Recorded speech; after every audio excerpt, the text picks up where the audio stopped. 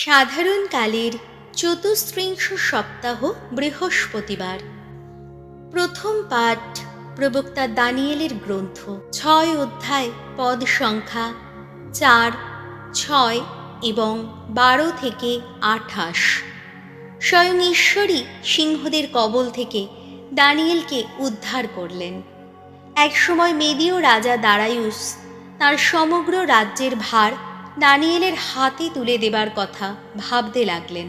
অন্য রাজ্যপালেরা তখন দানিয়েলের নামে কোনো না কোনো অভিযোগ আনবার সুযোগ খুঁজতে লাগলেন। একদিন হলো কি, ওই লোকেরা দল বেঁধে হঠাৎ এসে দেখতে পেলেন দানিয়েল কিনা প্রার্থনা করছেন, তার আপন ঈশ্বরের কাছে মিনতি জানাচ্ছেন। তারা তখন রাজার কাছে গিয়ে বললেন, মহারাজ, আপনি কি নিজের হাতে এই মর্মে একটি নিষেধাজ্ঞা লেখেননি যে পরের 30টি দিনের মধ্যে যে কেউ আপনার কাছে ছাড়া কোনো দেবতা বা মানুষের কাছে প্রার্থনা জানাবে তাকে সিংহের গর্তেই ফেলে দেওয়া হবে? রাজা উত্তর দিলেন, হ্যাঁ, অমন আদেশ তো রয়েইছে। মেদীয় ও পারসিকদের আইন তো কখনো বাতিল হবার নয়। তারা তখন রাজাকে বললেন, মহারাজ, জুদিয়ার নির্বাসিত লোকদের একজন, ওই যে দানিয়েল, তিনি কিন্তু আপনাকে আর আপনার লেখা ওই নিষেধ আজ্ঞাটিকে অমান্যই করছেন।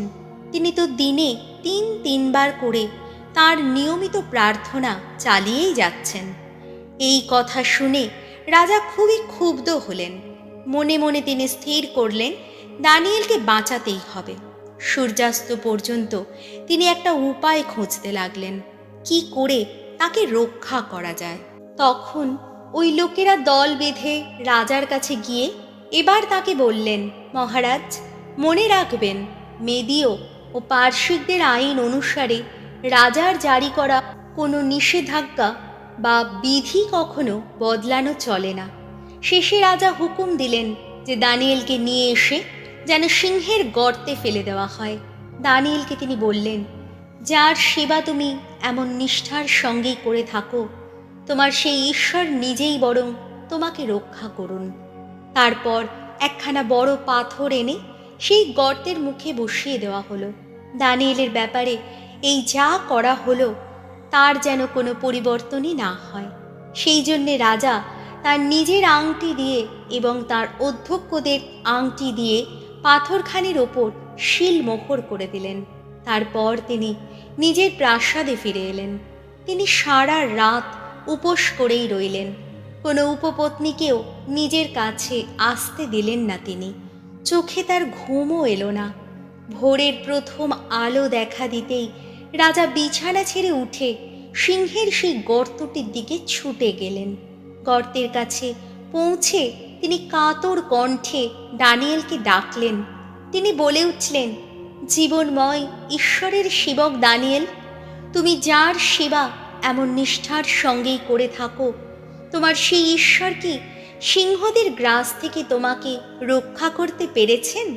দানিয়েলের উত্তর এলো, চিরজীবী হন মহারাজ। আমার ঈশ্বর তার আপন দূতকে পাঠিয়ে সিংহদের মুখ তো বন্ধ করে দিয়েছিলেন। তারা আমার কোনো ক্ষতি করেনি, কেননা ঈশ্বরের দৃষ্টিতে আমি যে নির্দোষ, আর আপনারও দৃষ্টিতে আমি তো কোনো অন্যায় করিনি মহারাজ। রাজার তখন কি আনন্দ! তিনি দানিয়েলকে গর্তের মধ্য থেকে তুলে আনতে হুকুম দিলেন। তাই দানিয়েলকে তুলে আনা হলো। তখন দেখা গেল তার গায়ে এতটুকু আঁচড়ও লাগেনি, কেননা তিনি যে তার ঈশ্বরের ওপরেই আস্থা রেখেছিলেন। তখন রাজা হুকুম দিলেন যে যারা দানিয়েলের বিরুদ্ধে অভিযোগ এনেছিলেন তাদেরই নিয়ে এসে যেন সিংহের গর্তে ফেলে দেওয়া হয়, আর সেই সঙ্গে তাদের স্ত্রী ও সন্তানদেরও। দেখা গেল তারা গর্তের নিচে পৌঁছবার আগেই সিংহগুলো তাদের ওপর ঝাঁপিয়ে পড়ে তাদের হাড়গোড় টুকরো টুকরো করে দিয়েছে। সারা পৃথিবী জুড়ে যত জাতি, গোষ্ঠী ও ভাষার লোক বাস করে, রাজা দারায়ুস তখন তাদের সকলকেই লিখে জানালেন, তোমাদের অশেষ সুখ শান্তি কামনা করি। আমি এখন এই আদেশ জারি করছি যে আমার রাজ্যে, আমার শাসিত সমস্ত অঞ্চলে দানিয়েলের ঈশ্বরকে সকলেই যেন ভীতি ও সম্ভ্রম করেই চলে। কেননা জীবনময় ঈশ্বর তিনি, চিরবিদ্যমান তিনি। তার রাজত্ব কোনো দিন বিনষ্ট হবার নয়, তার প্রভুত্ব শেষ হবার নয়। মানুষের রক্ষাকর্তা তিনি, উদ্ধারকর্তা তিনি। আকাশ ও পৃথিবীর বুকে তিনি নানা ঐশ্য নিদর্শন দেখিয়ে থাকেন, নানা অলৌকিক ঘটনা ঘটিয়ে থাকেন। সেই তিনি সিংহদের কবল থেকে দানিয়েলকে রক্ষা করেছেন। প্রভুর বাণী।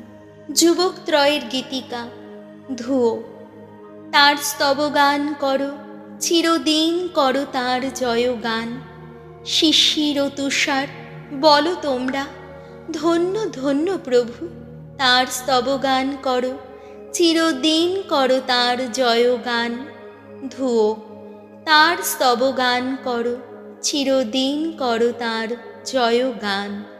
হিম ও হিমানি বলো তোমরা, ধন্য ধন্য প্রভু। তার স্তবগান করো, চিরদিন করো তার জয়গান। ধুয়ো।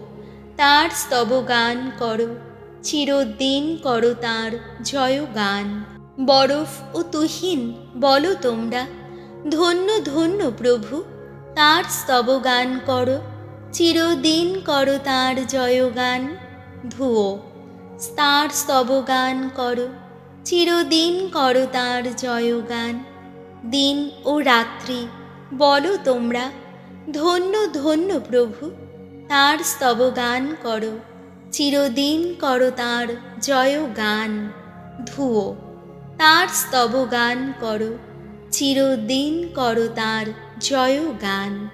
আলো অন্ধকার বলো তোমরা, ধন্য ধন্য প্রভু।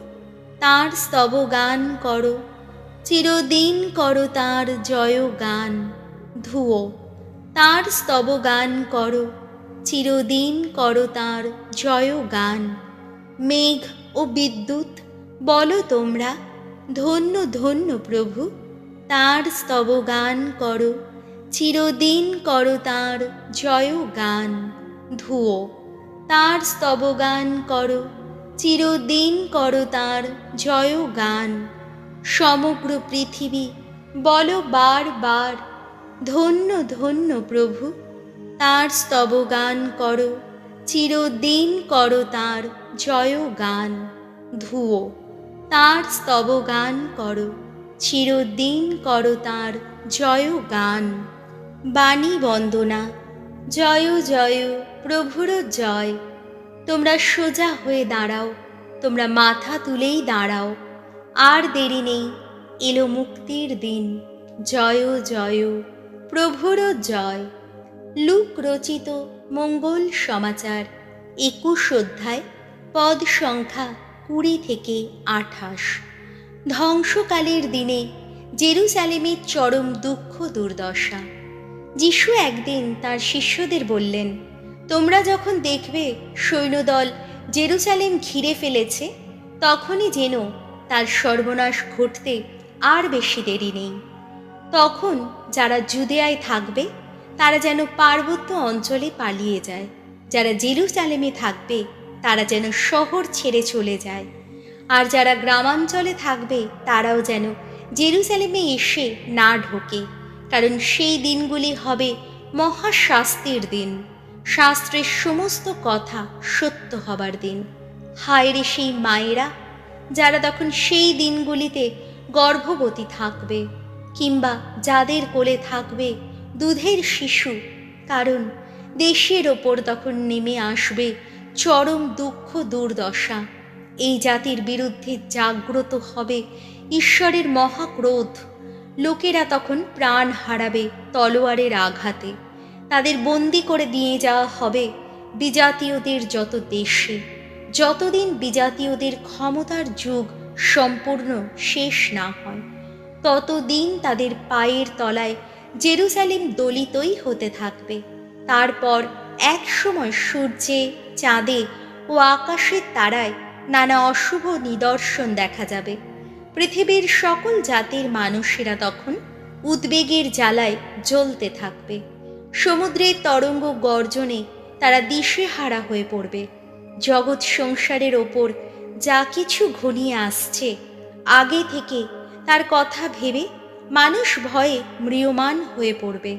কারণ নভমণ্ডলের যত প্রাকৃতিক শক্তি সবই তখন আলোড়িত হবে, আর সেই সময় সকলে দেখতে পাবে মানব পুত্র মহাপরাক্রমে মহাগৌরবে মেঘ বাহনে আসছে।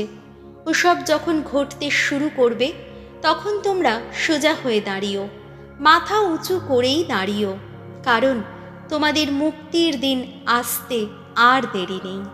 প্রভু যিশুর মঙ্গল সমাচার।